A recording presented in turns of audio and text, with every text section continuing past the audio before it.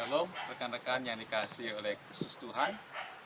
Bertemu kembali dalam online study di kelas pengantar perjanjian baru. Dalam pertemuan minggu yang keempat, rekan-rekan akan berinteraksi bersama dengan saya secara khusus melihat penulis daripada Kisah Para Rasul. Jadi ada beberapa argumentasi yang mendukung tentang kepenulisan daripada tabib Lukas di Kisah Para Rasul. Nah, kalau melihat secara keseluruhan, Kisah Para Rasul itu dibagi menjadi dua bagian, yaitu Kisah Rasul pasal yang pertama hingga pasal yang ke-12, kemudian Kisah Rasul pasal 13 sampai pasal yang ke-28. Nah, ada argumentasi yang mempertanyakan berkenaan dengan mengapa Kisah Para Rasul ditulis dengan judul demikian. Bukankah Kisah Para Rasul pasal 1 sampai pasal ke-12 didominasi oleh Rasul Petrus, sedangkan Kisah Rasul pasal yang ke-13 sampai 28 didominasi oleh Rasul Paulus? Bukankah mungkin jauh lebih tepat adalah memberi judul Kisah Rasul Petrus dan Rasul Paulus?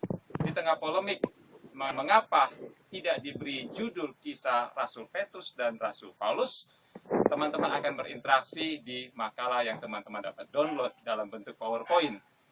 Dan sebagai catatan, teman-teman dapat melihat bahwa Rasul Paulus memiliki kualifikasi sebagai seorang rasul.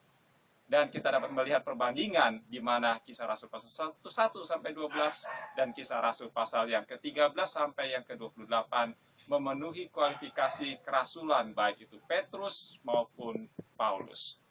Nah, itu adalah gereja mula-mula yang berpusat di Yerusalem. Gereja di Yerusalem adalah gereja yang didominasi oleh orang-orang Yahudi yang sudah menerima Kristus sebagai Tuhan dan Juru Selamat. Pada saat itu, gereja hanya dilihat sebagai sekte daripada Yudaisme yang mendominasi di Yerusalem dan sekitarnya. Oleh karena itu, pemerintahan Romawi tidak menerima gereja sebagai sebuah agama, hanya sebagai sebuah sekte daripada. Karena itu, teman-teman akan berinteraksi di respon di akhir daripada slide yang teman-teman dapat download. Dan jangan lupa, saya menunggu interaksi teman-teman di dalam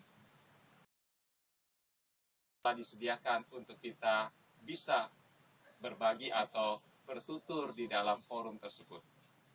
Selamat untuk mengikuti pertemuan yang keempat.